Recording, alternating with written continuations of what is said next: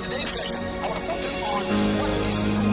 And I specifically want to use a detailed title. And that title would be this: Defining and Understanding Law. Our country and your country is only as strong as the citizens' obedience to law. Law is the glue that holds a country together. The average person who believes no law is only going to be these things. In the context that we're talking about law in the next few moments, we're talking about law from the point of view of the kingdom of God on earth. The only message that Jesus preached was a kingdom message. And I want to continue in this series by first of all reminding us that creation was designed to function by laws that keep order. The planets don't collide because of law. Trees grow up toward the sun because of law. Seeds produce trees because of laws in nature. You can stand up straight without falling down because of the law of gravity. Things don't float off the planet into space because of a law called gravity. These are natural laws. That means wherever there is disorder, there is violation of law. The reason why when you go into space, everybody says space. What is space? You know what space is? Space is any area outside of the law of gravity. Space is a law. But it's a law without gravity. How do you get out of gravity? You need to have enough propulsion like a jet engine to push away from gravity, and then you break the barrier of gravity and you are sped into space. And that's why astronauts float. That's why their ship floats. They have nothing to hold them together. They break one law, and another law takes over. All laws can be broken. But once you break one law, you ignite a new one. So, where there's disorder, there's violation of law. There is no order when you are floating in space. You can't decide to go in this direction. You can't really sit together like this. You can't go. Gravity will make you walk in a direction. When you leave the law of gravity, there's no order. Society, therefore, is only kept in order because of law. So disorder is really the destruction as a result of disobedience to laws. So the simple conclusion then is the key to order is what? Law. If there's criminal activity, abuse of children, destruction of marriages, corruption in government or church or politics, wherever you see disorder, people are violating laws. Therefore, the key to success in life, personally and corporately as a country, is submission first, and then obedience to law. Submission is always up to you. Submission is only possible where power exists. I'm going to repeat this. Submission is only possible where power exists. If you are asked to submit, you are being told that you have power.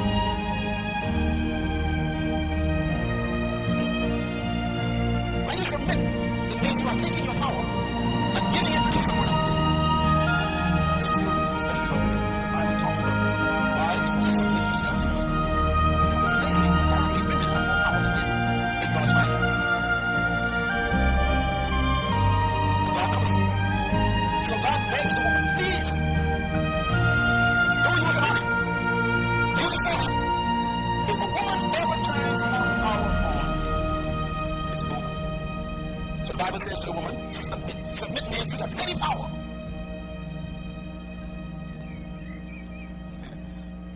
Only a foolish man thinks he's stronger than a woman. I said that too quickly. Let me say it slow. Only a foolish man thinks he is stronger than a woman. So a wise man will pretend to be strong, but always ready to cooperate. Because she can wreck your garden with one fruit. My point is, laws have to be submitted to. It means you have the power to break them. You are always with the power to break law all the time. What makes you stop at a red light? Your willpower, not the light. The light don't stop you. You stop yourself. Now there are a few people in our country, one right behind you, who many times decide, I ain't stopping. And they prove to the light that it has no power. without their submission. God simply gives us laws. Then God gave us something more powerful than law. He gave us a will. Nothing is more dangerous than the will of a human. This is why a human is distinctly different from the animals. Animals function on instinct. That's why you can train a dog to jump or to roll over. But you can't train a human to roll over unless they submit to your instructions. These young men in this defense force will tell you that when they went down there, they didn't expect what they got. Because they were always free to do what they felt like all their life until they walk on that property. Now all of a sudden, Johnny Shoes boy, yes sir. Get a 5 kind of job, yes sir. I want to leave this place. The reason why training in discipline is important is because the will needs training. It's impossible for anyone to make you sin. Impossible. Your will breaks the law, not your friend's suggestion. No one can make you violate law. You got the power to resist law. Write this down. Disobedience produces disorder. So when we don't submit to law, we create disorder. The power of law. Now, religious people are interesting people, especially those who are of the evangelical persuasion, the Protestants, and the Catholics as well. Because they have this fear of law. They've come to almost equate all law as bad. So let me just temper your conclusions a little bit. God sees law as his priority. God's passion and his purpose for creating man was to establish his kingdom on earth. Everybody say kingdom. It's important to remember that a kingdom is not a religion. A kingdom is a country. What we've done to Jesus Christ is we made him a religious leader. He was never a religious leader. He called himself a king. A king is a politician. He is the highest authority in a country called a kingdom. He never called himself a prophet. He said, I am a king. He told Pilate, I am a king. I have a kingdom. And it's not from this world, but it's in the world now. I have a country. Which means then that he came to bring us a nation. And nations are built on law. If you make Jesus Christ a religious leader, then you make his work a religion. If you make it a religion, then you follow rituals. But if you leave him as he calls himself a king, that means he must have a kingdom, which is a country which is built on what? Law. In other words, to live in the kingdom of God, you have to understand the importance, the value, and the need to submit to the laws of that country, because laws are the keys to successful living in a country. 24 hours ago, I was sitting in the president's office of Haiti. And I asked him to make a few statements to our country and our government. At the end of it, he made a statement to the Haitians residing in the Bahamas. We didn't play that this morning yet. But he said something. Looking in the camera, he said, to all of my fellow Haitians in the Bahamas, remember that the Bahamas have welcomed you. And they have been very kind to you. And then he said this, so behave yourselves. Now, the president of a country says that. What's he saying? Obey their laws. You cannot live in a country and have your own private laws. This is why we have immigration problems. Immigration problem grows out of an individual who violates the country's laws and still want to benefit from the country. Are you following me? A lot of people leave the kingdom of darkness, come into the kingdom of God, but have their own private laws. I'm still going to shack up. I'm still going to meet up with women on the side. I'm going to still snuff a little bit of coke so I can feel good on the weekend. I'm still going to sleep around. I'm still going to fornicate. Now, God, I love you. Now, I love you.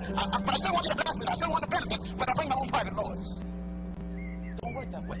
You are an illegal kingdom immigrant. Everybody say keys. Laws are keys. I write this down. It's very important. Statement made by the king. The king says in Matthew chapter 16, verse 19, speaking Jesus Christ, he says, I will give you the keys of what? The kingdom of heaven. Heaven is a country. Kingdom is the government. I will give you the keys of the kingdom of heaven. Now watch what he says. Whatever you bind on earth, that means you also. Whatever you loose or open on earth, heaven will also be affected and it will open it also. In other words, you are powerful depending on how you use the keys, the laws. Look at the last statement. It says, then he warned his disciples not to tell anyone that he was who? The Christ. Why? He wasn't ready yet to go public. Write the word Christ down. The word Christ, Hebrew word, M-E-S-S-I-A-A, Mashiach, meaning anointed king. The reason why he could give us laws for his country is because he's not a religious man. He says, I am Christ. I am a king. I have a country and a government. We are not to live under rituals. We are to live under the laws of a country.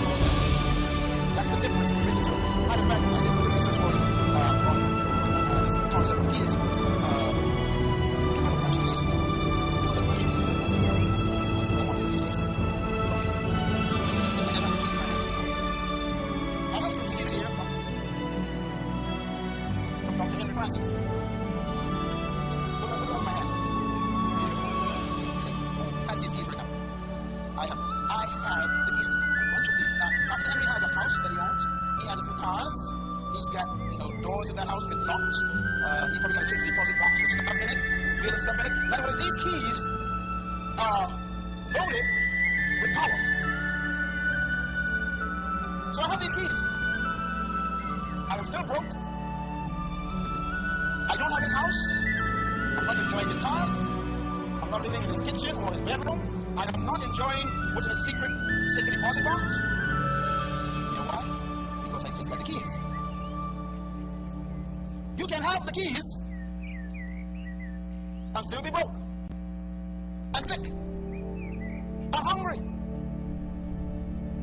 This document is a constitution of a country called heaven. How many Bahamians in this room have ever read our constitution completely? Don't look now at anybody. The constitution contains the rights, the privileges, the authority, the powers, the laws of protection of every citizen. The most important document in a country is the Constitution. And the Constitution is the rightful property of every citizen. Most citizens don't even have a copy of it. I would call it a reading. This is why even the government can violate it. The governments of nations many times are not. So they can pass the laws in the nation. By the time you figure it out, it's over. So it's important to know, don't just have the document. Let me say something on this. The problem with these keys are, I have them, but I don't know what it's supposed to is. Trying to find the cars on them, which one is his. I can spend 20 years going to the parking lot, trying every single, trying to figure out which car is keep going to.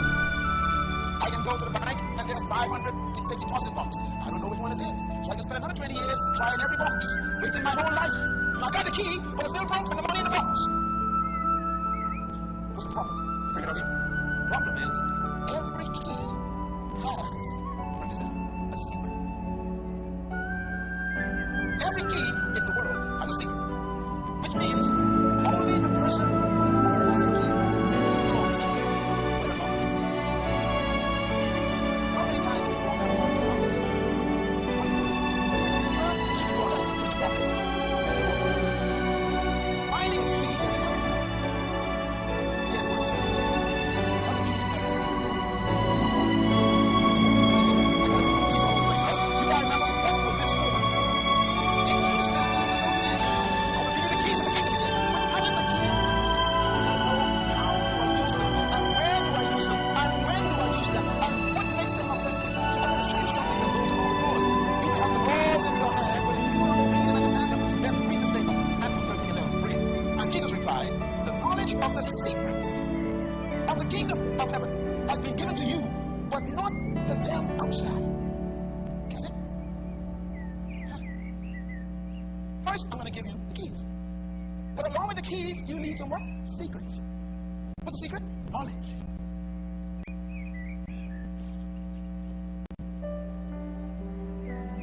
It's simple. It's simple. This is why a lot of religious people don't know the Bible. They are confused about God. They're actually disillusioned. They don't want to believe in God anymore because they've been going to church for years and nothing's working. It's like running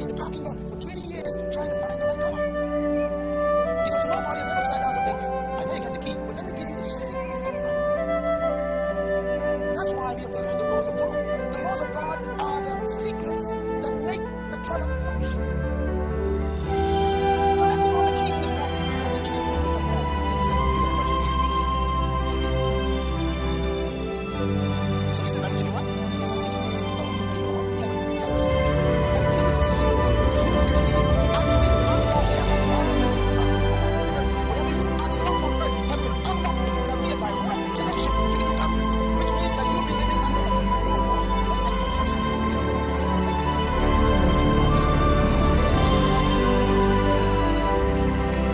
The world says there is a crisis.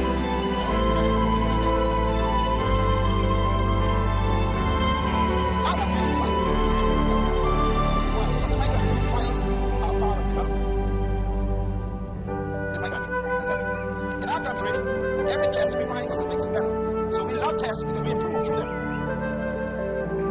But that's a different culture. You see, in my country, I welcome them as friends, but they have come to refine my faith that there will be no lack in my belief system.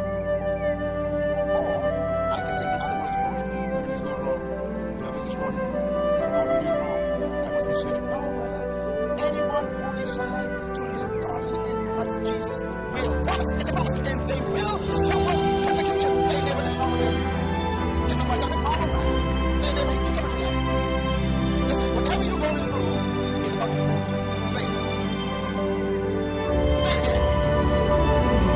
Now, in the other kingdom, they say whatever you're going through is going to destroy you.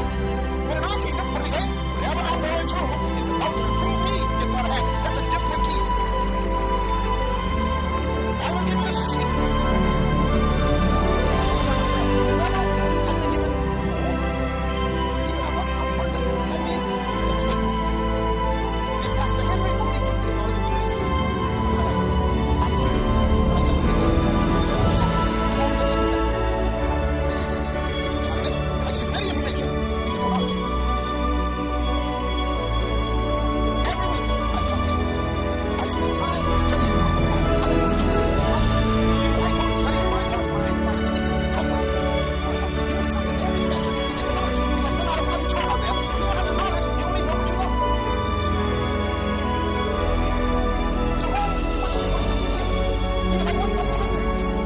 Whoever does not have, that means they got no information. What happens? They don't really have it. Which means that knowledge of the secrets, first of all, will help you keep what you got and then get more of what you never had. So if you keep losing what you got, it could be because you don't even have the keys to keep what you got. The heart of God is for you not to live in lack. And I know, listen to me, every great successful person was previously bankrupt. The reason why God would allow trials and tribulations like that is to keep your perspective correctly and to never become a worshiper of things. So, he doesn't want you to be in lack. I was speaking to 5,000 business people in Atlanta 2 weeks ago, and it's a big company, $6 billion company, and they invited me for the last 3 years to do their training, and they wanted me to speak on mentality of money. Oh, I was a second. And I told them this, I said, you know, there are 3 types of people in the world. There's one right next to you now. Look now. There are 3 types. Poor people talk about money. Rich people talk about things. Wealthy people talk about ideas. Poor people spend money. Rich people buy things. Wealthy people invest money. Poor people complain they ain't got no money. Rich people complain they ain't got enough things. Wealthy people complain about them two around them. Clap. They want you to get away from them. That's why wealthy people live behind gates. Haven't you figured it out yet? Said you don't leave them, they leave you until a war. Because your mentality is so low, you are contagious. That's why the Bible says you like the poor. He says, say, I'm rich. Why? Keep the vocabulary right. Don't tell me I'm rich, man. They never get coming. Say, Lord, I'm rich. Now remember, that's one of the keys. The keys say, let the poor say. It ain't saying I have money yet, you know, but say, I'm rich. Nothing is worse than two poor people having a conversation about money.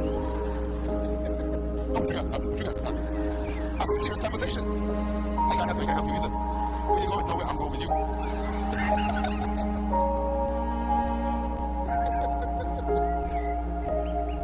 You got to protect your environment.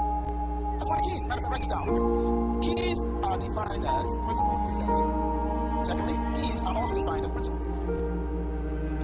product on earth comes with some keys. Your car has some keys that make it function. Your stereo player, your CD, you operate based on some keys to make it function. Keys are also laws that you have to obey. Keys are also standards or formulas that make things function. In other words, a key is a principle, a law that's established by the creator of a product that is necessary for successful function. That's a key. What is a key? Keys are what? Principles and laws established by the creator of a product that is necessary for successful function. That's the law. Everything in life comes with laws. God gave you your body, a beautiful machine. He created naturally, that means nature, and that body is designed to operate on certain things. Now, your body does not need 10% alcohol. The cells can't handle it. It's too alkaline. It burns up the liver cells. Your lung cannot handle the carcinogenics inside the cigarette smoke. I know you like to smoke, that's your habit, but the body ain't built for that law. So now the body begins to react to these two substances, and you end up with disease, and you say the devil made you sick. No, disobedience to the laws of your body made you sick. Where there is disobedience to the law, there's what? Disorder. Your lungs are out of order. Your body is out of order. So when you learn laws that are built into your system, they protect you. So keys are laws. And I'm saying this morning because, again, I'm always conscious as I teach on law that there are those religious people who think I am talking about rituals. I am not talking about rituals. I'm talking about God's eternal laws that are built into His creation. Write this down. There are two types of law. Ritual law is always secondary. It's temporary. It's rituals and customs and systems and programs that are required to correct a redemptive purpose. Rituals are always what? Temporary. They're secondary. Therefore, you should never worship a ritual. It doesn't last. Most of the laws in the Old Testament are ritual laws. That's why we don't follow them any longer. They were used to redeem us back to the original laws. What are the original laws? We call these creation laws. These are the laws that God placed in life that every human being must obey. Every creature, every plant, every animal must obey them if you're going to function properly. Creation laws are principles which are original, they are inherent, they are natural principles, and they are standards that are built into creation, and they are necessary and required for effective function. God made the world to function on laws. Young people, listen to me. You are not smarter than God. I was listening to a couple of radios. They called me and said they were on a talk show. And this young person called me. And I said to myself, if I ever saw a fool, I didn't know that day. This guy was, you can tell he was a young person because of his work, but he was talking things like, who needs God today? This religious thing, that's a fake. Who needs God? I said, if they didn't, he said, if you get married to that woman, you're 16 now, you're showing off. Just get married. You need God, brother. She would put the fear of God in you. I mean, the family even didn't live yet. He ain't got a job yet. That's why he called in. Tell me you don't need no God. What are you talking about, boy? But that's how foolish we are. Listen, you cannot defy the laws of God. No PhD can be smarter than the laws of God. I respect the government leaders of our country. I respect their positions. But I'm not impressed by anything that they say. I respect them now, don't get me wrong. I respect them in their position. Your title don't make me think you're smart. Let's get it clear. That don't mean nothing to me. That title, I got one of them too. We use terms like going to the first world. We'll be a first world nation. Which one we going to be like? Okay, I want you to think for a minute. Where we going? Where we going? You want me to America? 5 states just passed laws for 2 men to get married. That's where we going?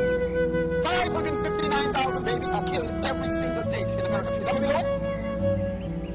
72% of the marriages in America fall apart after 4 years. Is that where we going? Is that the first world? Where are we going? We think because they're big, they're smart.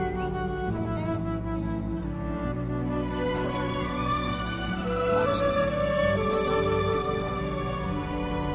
And if a young man wants to keep his way pure, he will seek and follow the wisdom and the commands of God. So I'm constantly afraid because I hear people believing people the wisdom. Check the word of God. Check the manual from the product. Check the manufacturer's ideas. I remember one time I was working with a tape player. And a tape player years ago. Here I am pressing the button. They wouldn't turn on. Pressing the button wouldn't run. Pressing the button. And I'm getting mad pressing the button. On the ground, buddy, the girl was on the ground. You're plugging out. Now, I was acting for 20 minutes trying to figure out what's going on. She was under the desk, playing with the plug. And I learned a lesson. You can be in life pressing buttons all you want, but there's a law that ain't kicked in. That machine required the law of electricity. I was binding and loosing that gate, praying over it, in the name of Jesus, may his work. I cursed the devil. I'm passing. The spirit of devil, you just ain't obeying a law. I wonder how many times you cursed the devil last week. I never was the devil. I will tell you the story how one day I was down in Baytown, I was in a church, the missionaries were singing, and I was, in this, push up a piece of wood in the windows, and the whole of the church, push up windows. I was sitting by the window, and I saw a fellow sitting up on the rock, and he was cut, half cut, no, he was 3/4 cut, no, he was cut. He was cut. He was broke. And so, they were introducing us to some of those testimonies before we signed all this stuff. And I hear this guy outside talking loud. And I hear a lady say, she stood right next to the window testifying. I'll never forget the day. Man, I laughed. I was still laughing today. 50 years ago, and she testified, I want to thank the Lord for my place here. He woke me up this morning. He started me on the way. That old devil tried to stop me. That old devil tried to keep me down. That old devil made me sick. That old devil didn't live my children. And then the Bible says, I can't do none of that. Why should I know me?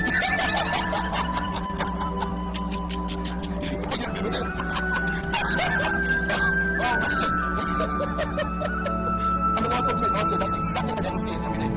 Why should I know me?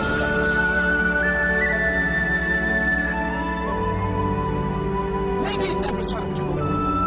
Just give on maybe just 10%.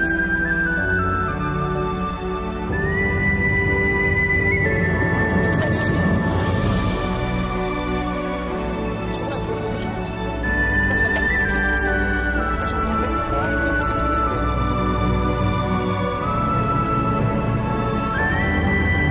Jesus Christ came with a big rituals. We are not up to the Lord. We are obeying the laws of God. It goes this. You put it in the next week on this next one. Watch it, write this down. Creation laws are permanent. Grace doesn't cancel creation laws.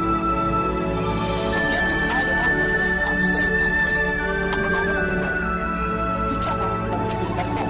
You define what you mean by law. Because you don't ever get rid of God's law. You get rid of what rituals is.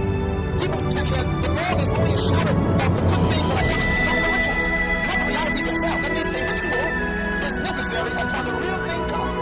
But the ritual doesn't cancel the real thing.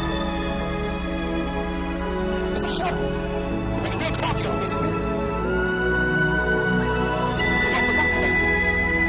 They sacrificed bulls and goats and lambs all through the Old Testament. When God sent his son Jesus Christ, John said, you will be the Lamb of God. Because I don't want your lamb anymore, I want no more. And that is for you. I'm going to take this once and for all. Which means you're going to come back one year after year trying to make yourself perfect. Why? He has made you perfect by bringing one lamb and says, and he drew you well. Come back to me. You don't have one to get mad. Your peace has been broken by God himself. Another verse, write this down, read this with me. It says, this is what? Then new covenant I will make with the house of Israel after that time. What time? When the king comes. Read it. It says what? I will put my laws in their minds and write them on their hearts, and I will be their God. They will be my people. No longer will a man have to teach his neighbor or a man his brother saying, hallelujah, because they will automatically in their minds and their conscience know me from the least outside. He doesn't give it away. He significates it of the work and put it in your hand. What he means here is he wants righteousness to become a conscience. You don't want something to go real quick to forgive someone. He wants forgiveness to be natural in your conscience. You don't want something to help people protect you from the many fornication. Call me right. I'm not feeling hot talking. Pray for me. Call me. Listen, I got to call you to me. That's yourself. I think you're coming on. I don't know. I don't know. He said, what? I will write my laws where? In your mind. I don't know. Read. No longer when you need to call your pastor. See, you need to keep on that grace. The grace is right there for you. You will get your back for it, brother. Don't leave it here. Get your peace now. That's what grace said. You forgive every altar. Afterwards, grace destroys this. My prayer is for you not to be anyone. Thank you once again for listening to this message, as we hope that it has been